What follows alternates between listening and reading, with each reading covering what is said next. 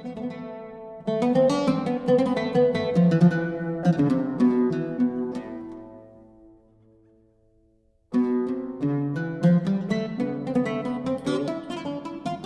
hope be upon you.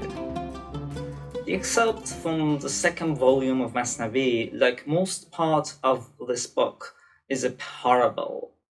I don't waste the time and go directly to a translation of this chosen excerpt.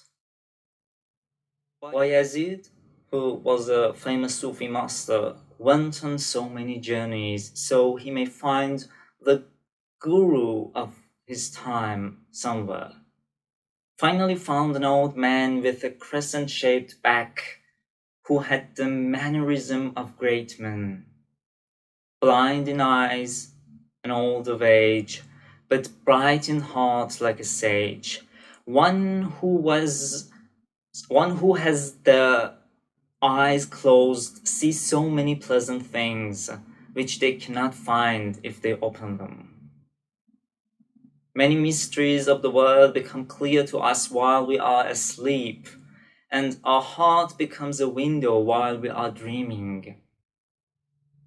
Now, if you find someone who can dream while they're awake, you know they are a sage whose every move worth your attention. So Bayezid sat beside that old man and greeted him, and found him a great man of wisdom and knowledge. The old man asked, "Where are you headed, Bayezid? Where are you going to settle in estrangement?" He answered, "I am heading for Kaaba." And the old man responded, "What have you brought for the journey?" Bayezid answered, "I have 200 silver coins, safely kept in my pouch to ensure my stay in Mecca." Said the old master, "Go around me 7 times and give me those coins, and know that this is not only considered as your pilgrimage, but also better than going and doing the same thing all the way to Mecca. You will find the purity you are looking for and the pleasant eternity in afterlife. And I swear to that very Almighty for whom you are doing this, that He Himself has chosen me instead of His house in Mecca. Although Kaaba is the house that represents His presence, my existence is the house that reveals His secrets. After He built that house, the Lord never entered the one again. Yet since He built this house, which is human existence, His soul has been ever present inside it. Meeting me is no less than meeting the Lord Himself, and worshipping me is worshipping the righteous Kaaba. Helping me would be servitude of God, as there is no difference between the Lord and I. Open your eyes of wisdom and look into my soul, and you will see that the brightness of God is nowhere other than inside humankind." Bayezid hearkened carefully to those wise words, and kept every piece of that insight within his own mind. This was the turning point that made Bayezid the master he became, and what was fated to happen happened by this means. So that was the poem. This excerpt is particularly interesting as it introduces new concepts while connect many of the previous ones as well. It is a big piece of the network that eventually will theorize Mowlana's ontological and anthropological system. This parable is probably one of the most famous stories from Masnavi, which is even known by many less literate Persian speakers as a common tale. Whether or not it is real and historical account of the life of Bayezid, it's obviously irrelevant.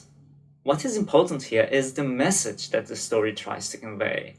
We first are introduced to Bayezid as a young Sufi who is still looking for his spiritual guru.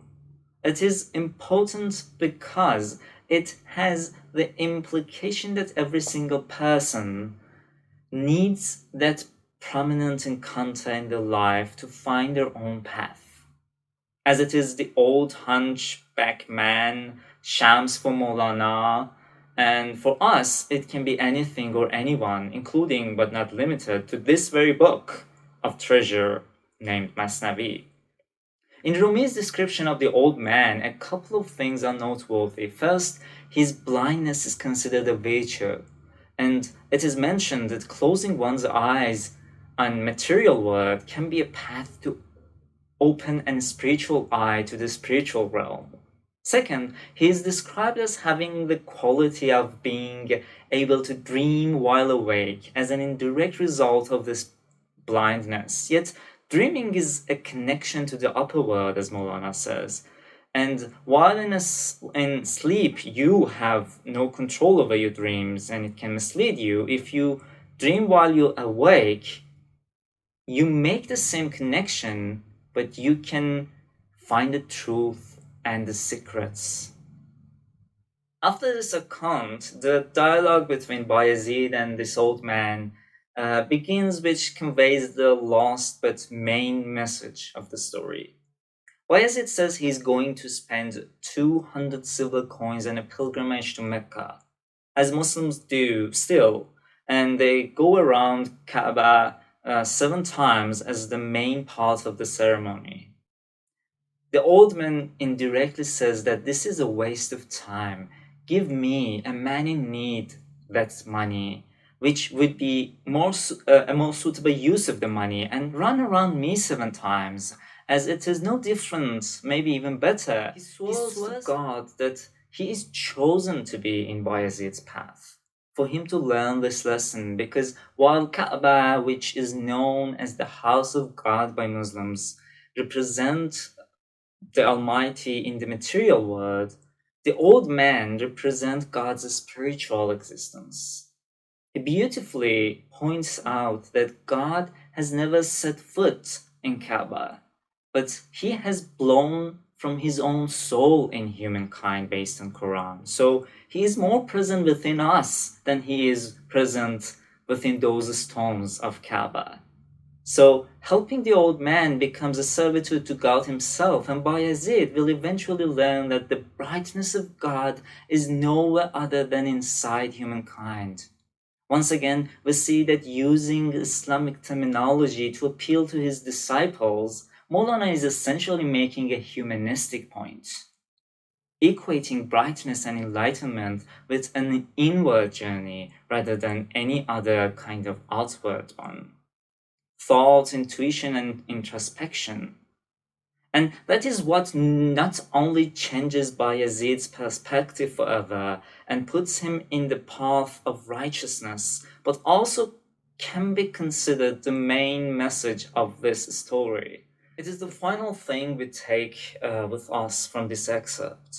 And it is your choice if you want to read it, the word God here, literally or figuratively. I would rather the figurative meaning, but in either case, the message is clear that spiritual, powerful secrets that we are looking for is within us, and finding it is first a process of self-evaluation and then a process of helping and interacting with other members of the human race. If you like this kind of content, I shall ask you again to like this video and subscribe to my channel.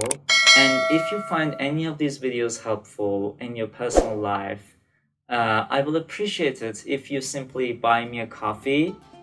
The link for that is in the description. Until our exploration of the 3rd volume of Masnavi, I am